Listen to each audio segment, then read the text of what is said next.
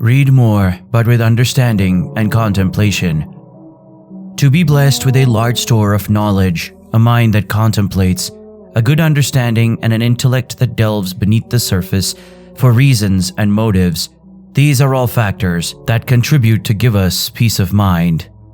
It is only those who have knowledge among his slaves that fear Allah. Nay, they deny that, the knowledge whereof they could not compass. A scholar usually has an open mind and is at peace. A thinker from the West said, "I keep a large file in the drawer of my desk, and on it is written, 'Foolish things I have done.' I write in it all of the follies and errors that I perpetuate during the course of a day. I do this to know my faults in order to rid myself of them." The earlier Muslim scholars preceded him in this endeavor. They would meticulously take an account of their deeds, and I swear by the self-reproaching person, a believer. Al-Hasan al-Basri said, "The Muslim takes account of himself with more rigor than does a businessman with his partner." Arabi ibn Quthaym would write everything that he said from one Friday to the next. If he found that he had spoken well and truthfully, he praised Allah. And if he found error in his speech, he repented to Allah. A righteous man from the early centuries of Islam said, "I committed a particular sin 40 years ago, a sin that still bothers me today. I continue to ask Allah to forgive me for it, and those who give that, their charity, which they give, and also do other good deeds with their hearts full of fear, whether their alms and charities, etc., have been accepted or not. Take account of yourself. Keep a journal with you, and in it take account of your actions. Write down the negative aspects of your personality and actions, and then think of solutions to rid yourself of them." Umar, may Allah be pleased with him, said, "Take account of yourselves before it is taken of you. Weigh your deeds before they are weighed for you. That is on the day of judgment, and beautifully yourselves with good deeds for the great display on the day of judgment." 3 mistakes that are common in our everyday lives. 1. Wasting time. 2. Talking about matters that don't concern us, matters that are none of our business. From the goodness of one's Islam is leaving alone that which does not concern him. 3. Being preoccupied with trivial issues, listening to rumors, predictions, and gossip are 3 common examples. Having this characteristic is paranoia, anxiety, and a lack of purpose in life. So Allah gave them the reward of this world and the excellent reward of the hereafter. My guidance shall neither go astray nor fall into distress and misery. Plan your affairs and take proper precautions. When a Muslim sets out to do something, he must do the following.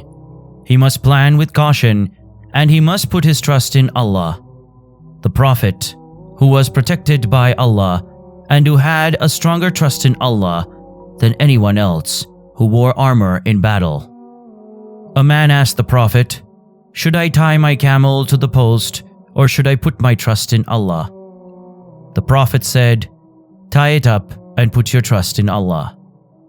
When you take appropriate steps to reach your goal, and when at the same time you put your trust in Allah, you have implemented 2 important principles of Islamic monotheism. To trust in Allah without taking appropriate measures, that is, without making an effort to achieve one's goals, is a contemptible misunderstanding of the religion. And to take appropriate measures without trusting in Allah means that there is a defect in one's faith in Allah. An Arab poet said, "The slow, cautious person will achieve part of his goals, while the impetuous, hasty one will often fail." By being circumspect in your affairs, you will not have acted contrary to your belief in preordainment, but rather you will have implemented a fundamental part of it. And let him be careful to protect you from the heat and cold, and coats of mail to protect you from your mutual violence. Winning people over. An indication of one's prosperity is the ability to gain people's love, respect, and sympathy. Prophet Abraham said, "And grant me an honorable mention in later generations." Allah said of Moses, "And I endued you with love for me."